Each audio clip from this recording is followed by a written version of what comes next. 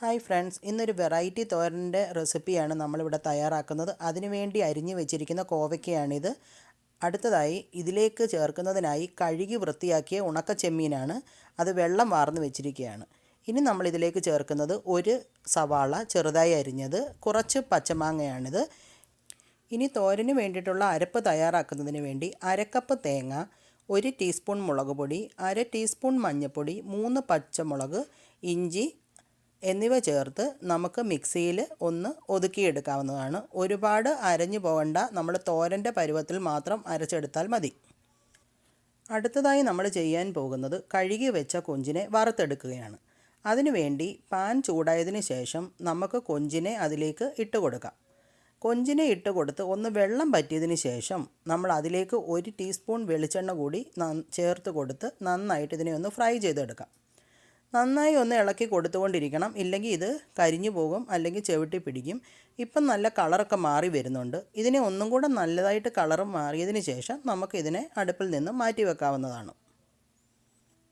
അടുത്തതായി തോരൻ തയ്യാറാക്കുന്നതിന് വേണ്ടിയിട്ട് നമ്മൾ ഒരു പാൻ വെച്ച് അതിലേക്ക് എണ്ണ ഒഴിച്ചു കൊടുത്തു. എണ്ണ നന്നായി ചൂടായതിന് ശേഷം നമ്മൾ കറിവേപ്പിലയും നമ്മൾ ചെറുതായി അരിഞ്ഞു വെച്ച സവാളയും ചേർത്ത് നന്നായിട്ട് ഒന്ന് ഇളക്കി കൊടുക്കാം.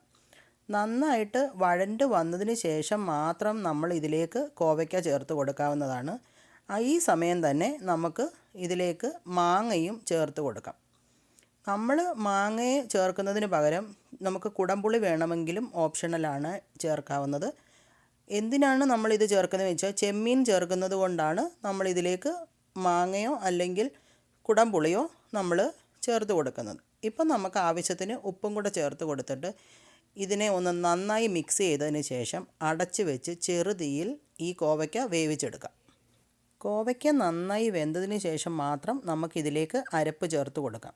അരപ്പ് ചേർത്തതിന് ശേഷം നമ്മൾ ഒന്നും കൂടെ നന്നായിട്ട് ഇതിനെ ഒന്ന് ഇളക്കി കൂട്ടി വീണ്ടും ചെറിയ തീയിൽ അരപ്പിൻ്റെ പച്ചമണം മാറുന്നത് വരെ അടച്ച് വെച്ച് പിന്നെയും വേവിക്കാവുന്നതാണ്. ഇപ്പോൾ കോവയ്ക്കയും അരപ്പും ചേർന്ന് നന്നായിട്ട് മിക്സ് ആയിട്ടുണ്ട്. ഇനി അടുത്തതായി നമ്മളിതിലേക്ക് വറുത്ത് വെച്ചിരിക്കുന്ന ചെമ്മീനാണ് ചേർത്ത് കൊടുക്കുന്നത്.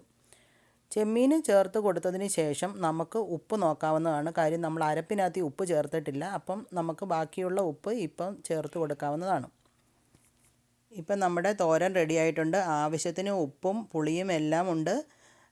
ഇനി നമുക്ക് സ്റ്റൗ ഓഫ് ചെയ്യാം.